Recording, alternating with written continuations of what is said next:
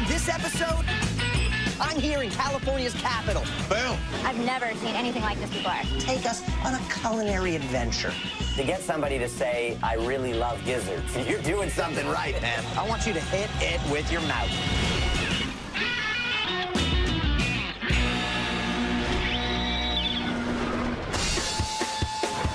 I'm Noah Cap. Welcome to Carnival Eats. I'm here in California's capital for the Sacramento County Fair. Known as Sac County to the locals, this Memorial Day weekend tradition has been the summer kickoff event since 1937. At this year's fair, some of my favorite foods get a fun makeover, starting with a burger and a skirt. Really? Our first vendor is Keith of Sacramento's famous Squeeze-In restaurant. He's bringing a legend to the carnival crowd, the Jalapeno Cheese Skirt Burger. This is a well-dressed man for such a sloppy dish. I've never had one of these. No. Yeah, it's looking pretty big. They can see that thing from space, man. Have you thought about how you're going to approach this thing? No idea. Most burgers will have a slice of cheese. As we're doing that third pound of cheese, they're coming here not just for the burger, they're coming for the cheese. The first thing we have to do is we got to put a bun on the grill. This is what's called a 9-pound bun. And this ice right here is going to help with the steaming underneath. So you're cooking it from both sides. Your bun's toasting from the bottom, and your bun's moistening and softening from the top. Wow. We got our third pound patty down here. This is all beef? It's certified Angus. Now that we have the meat on the grill, we're going to douse it with some seasoning. We're not flipping it back and forth. Maximum of 1 turn. Yeah. Give it a flip. We got our caramelization on the top of the burger there. Perfectly cooked on that Perfectly side. cooked. I feel like I want to keep checking in on that bun. We're going to ice it again. Hit it with the ice. Love that ice. Now here is the best part of cooking on the grill. So we're going to come in here. We get a nice little spread out. So now we got the skirt wrapped around. We have got that burger completely hidden by cheese. We're going to come in here with our jalapenos. It's going to make it nice and hot. We're going to take our bun. Wow. And we're going to steam it a second time. We're going to put some ice. We're going to kind of trickle it around the outside of the burger there. Perfect. Now we add the classics. Mayonnaise, mustard, dill pickles, tomatoes, red and white onion, and leaf lettuce. So we're going to set that right on there. Before I dive into this thing, how do you treat the skirt? Everyone does it different. The only way to tackle this thing is to fold the skirt in. Mom, I love you. Whatever happens to me, just know I'm in a good place. That's a delicious burger, man. I mean, every single level. The bun is perfectly toasted, but perfectly steamed. That Angus beef is juicy. It's cooked perfectly, but the cheese. You get this combination of soft, ooey, gooey melted cheese, but then almost like a crunchy cracker. I looked under that skirt, and I liked everything I saw. We went jalapeno. We loaded it up. Each bite has got a bit of fire, a bit of kick. Give me that ice technique on my face. Yeah. Right there. We'll pull you down. Make that a combo. Pack that cheese in there so that you can pack it into your face. Oh, man. That cheese and jalapeno on that toasted bun, that was amazing. Delicious. Spicy. Spicy. Wet. He doesn't care how it gets into his mouth as long as it gets there. This thing is probably the best I've ever had. Next, let's visit Kara, who's been working in carnival food since she was 13. Now, she's bringing cultures together with Greek nachos. Make some noise for Greek nachos. Ooh, yeah. I'm a huge nacho lover, and I love Greek food. Right. So how can you go wrong? Spoiler alert, you can't go wrong with this one. This lady right here is gonna take us on a culinary adventure. Now, I have been into a ton of falafel places, and I have seen this meat on the skewer. What is the official name of this? It is gyro. Kara uses a combo of beef and lamb in her gyros. The cuts of meat are blended with spices like black pepper, oregano, and garlic, and stacked manually in the traditional Greek method to form cones. Then they turn on the rotisserie, keeping the meat hot and fresh. So we're just gonna steam it up a little bit, get a little juicy. Oh, look at that. Oh yeah, take my little handy dandy chopper and I just bite-sized pieces. Each order of Greek nachos comes with 2 pitas. So we're gonna chop this baby up. Where are we going next? Well, we gotta fry the pita chips. We're gonna fry pita chips. Beautiful. Give it 2 minutes. They'll be golden brown. Now, these are gonna be crunchy, right? These are gonna have a snap to them. Absolutely. They've got that golden color, which we wanted to see. Oh yeah, those are perfect. Plate came out of the factory not knowing what its destiny was going to be.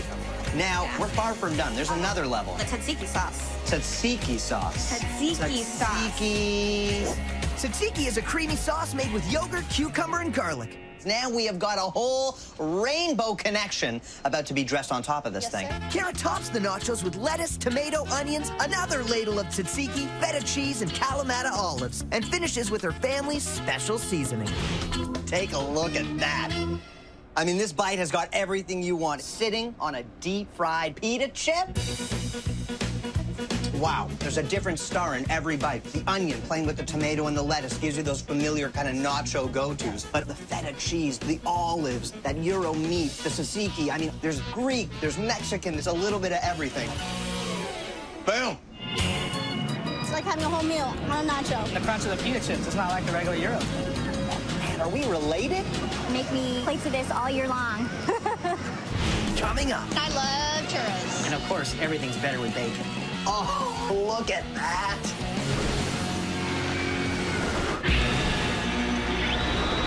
We're here at the Sacramento County Fair. Over its 5-day run, 100,000 people will come from all across Sacramento County to enjoy the death-defying attractions and the hunger-defying eats. Doug is giving us a whole new twist on a deli classic, the Reuben Fries. Have you ever had a Reuben sandwich?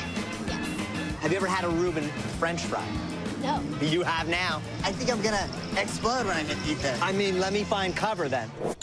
Order up for some Reuben fries. First, we're gonna take our sliced pastrami, Yeah, we are. chop it up into bite-sized morsels. We're gonna put it into our magic sauce. It's a beef base, and there's some reduction going on. It needs about 15 minutes. Just gonna soak up all that flavor. And we're gonna make some Russian dressing. Doug's Russian dressing is made with mayonnaise, ketchup, sweet relish, onion, sour cream, Worcester sauce, hot sauce, horseradish, and salt and pepper.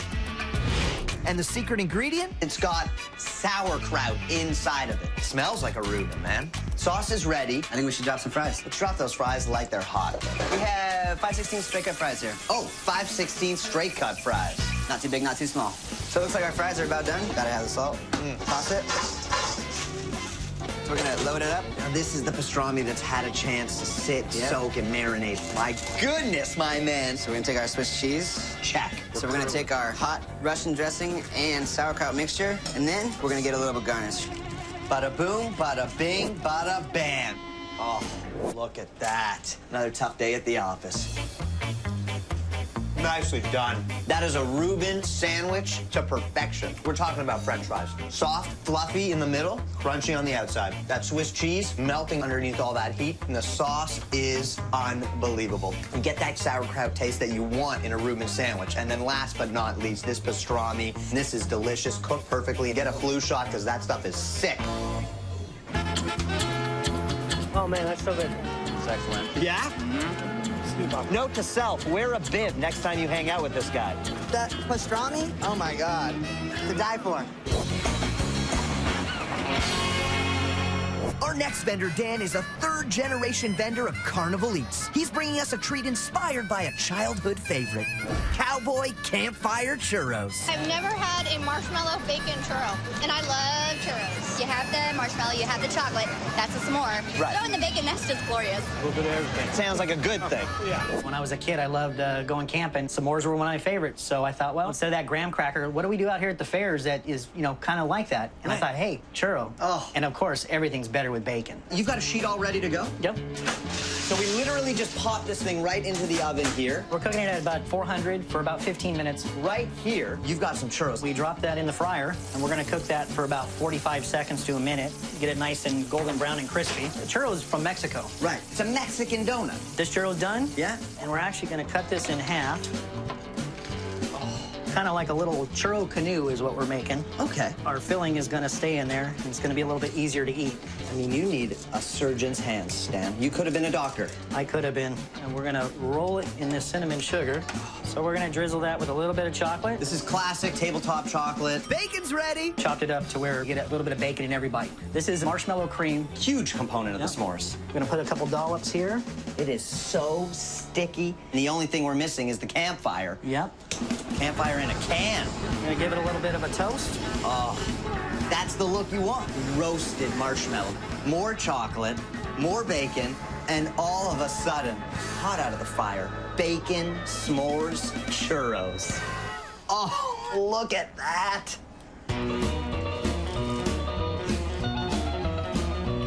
Wow. I mean, this is a treat. You're getting the s'mores experience. Yeah. That fiery kind of smoky marshmallow taste, the chocolate, the churro acting as a graham cracker that finally figured out how to make itself better. But then on top of all of that, you've got this salty, crispy, crunchy bacon. I am feeling jacked up and excited. I am savoring every single little morsel here. Oh, I can tell. I only never thought of putting the bacon on a churro. What happens now? You go home and you start putting bacon on everything. Kinda, yeah, pretty much. Take a second, because the world needs to understand how you just sent a message. That you should be jealous. That you should be jealous. Coming up, this is the reason everybody's here. I love the gizzards. You're doing something right, man. I'm in Potterville, Michigan for the 15th annual Gizzard Fest. Yeah! Each June, crowds flock to the friendly little town of Potterville to check out one of the most underrated culinary delights, chicken gizzards. Chickens don't have teeth. The gizzard is the organ that helps them break down food. It's not fancy, but at this fair, it's the star of the show. Back in the 1960s, Joe's grandparents opened a restaurant that was famous for its fried chicken.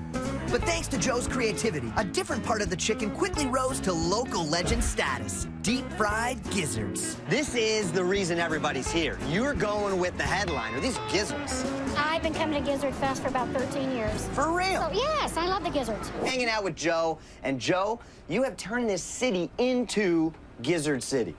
Well, I'm pretty proud of it. I've never had gizzards. Well, we can fix that. I mean, to get somebody to say, I really love gizzards, you're doing something right, man. First, these gizzards are seasoned with a mixture of salt, garlic powder, and celery salt. Next. Add water. All right. Now, it all goes into a pressure cooker for 45 minutes. But lucky for me, Joe has a pre-cooked batch that's ready to go. These gizzards are gonna get hit with a little bit of deep-fried love. Let's talk batter. We're going to take 4 cups of all-purpose flour, 1 cup of dry milk, and baking powder. Then we'll add water, and we will stir it up till it comes to a pancake consistency. All right, beautiful. Now we put the gizzard into the batter. Battered up, looking good. So are we heading to the fryer? Absolutely. So we're loading in a good serving of gizzards here. How long does it take? Oh, it's just going to take about 2.5 minutes. Packed inside each one of those little nuggets is gold. So we're gonna scoop all those little pieces of fried goodness Right into the tray. Oh man. So we're gonna get these over here because you've got us a dipping sauce that you do on the side as well. Yes. Let's go check that out. All right. Joe's dipping sauce is a simple mixture of horseradish and ketchup. We've got a delicious dipping sauce. We got a hot, fresh order of deep-fried gizzards. We've got a guy who's about to break the seal on his very first taste. Yep, that's fantastic. Those are tasty, man. You get the nice crunch on that harder kind of deep-fried shell. That plays beautifully off the fact that that meat inside with the pressure cooker has been so tenderized, so softened down. The sauce, simple, but everything is tasty. It works together. If you're watching TV and you're a real estate agent, I'd like to buy a small summer home in Gizzard City. It tastes like a dark meat chicken nugget, and it's just delicious. Savor the flavor. Is that what the beard's for, just in case there's any drippage? That's a little later. But Joe doesn't just do gizzards. Bacon is the star in the Gizzard City Donut. What do you got there? Bacon. That's a donut with bacon wrapped around it. Deep-fried donut, come on. This is like the Cadillac of desserts right here.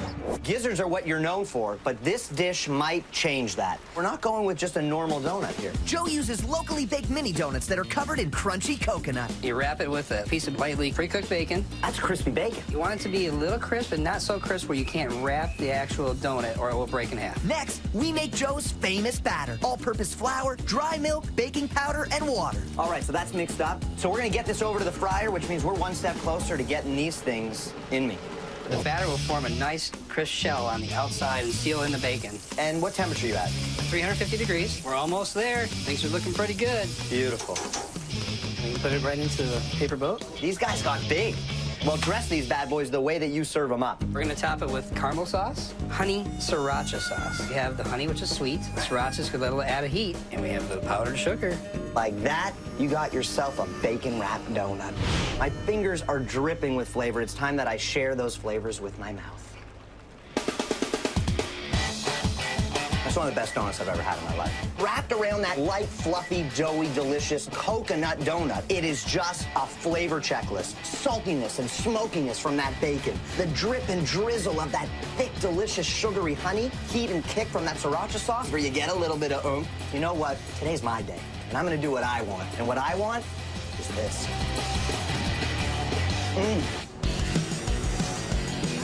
See, the sriracha and the syrup is so good, and the bacon wrapped around them, it just brings it all together. Right? This is good. This is really good. Did you hear that bite? Right. Is that heaven right there? Opening right there? Coming up, these onion rings are they're like hula hoops. For the first time in my life, I feel very small and dainty.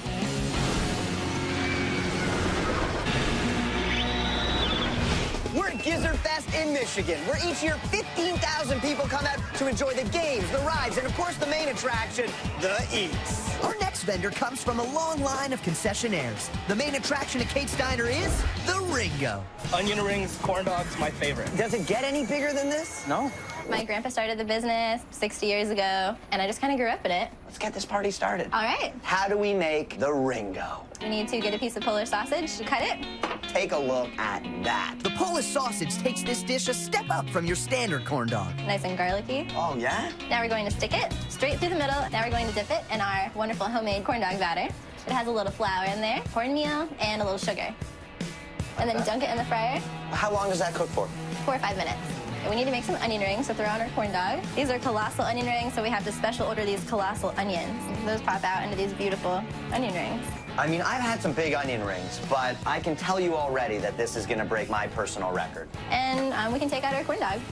And while he's cooling, we can dip these and fry these. This is just our standard fry batter. It's a little salty, so it really complements that sweet batter on the Polish corn dog. Dumping them right in. Just dump them in there. And very carefully, I'm gonna put this in the fryer. Fully submerged into the fryer. Looking good. These onion rings they're like hula hoops. So those only take about another minute, and those will be all done. Just looking for that nice kind of golden sunset color, huh? Absolutely. All right, they should be done. Assembly time. We're going to take our Polish corn dog. This is unbelievable. It's like everything is made for giants. And then we'll drizzle it with some rand. Is the stick able to support this? For the first time in my life, I feel very small and dainty. I'm Noah Cap, and this is Carnival Eats. There it is. It's amazing. I mean, the onion rings are beautiful. The batter on them is great. They're just jacked up. They're twice, triple, quadruple the size. The sausage in that homemade batter, that's the gem. That garlic taste. It's juicy, it's plump, it's delicious, and it's a heck of a lot of fun to eat. Ring around the fried log, a mouthful of corn dog.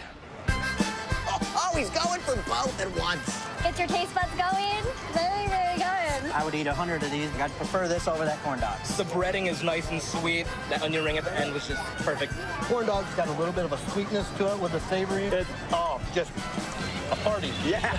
Man, am I stuffed. After chowing down on that jalapeno cheese skirt burger, cowboy campfire churros, deep fried gizzards, and the Ringo, I give today's Carnival Eats 2 very enthusiastic thumbs up.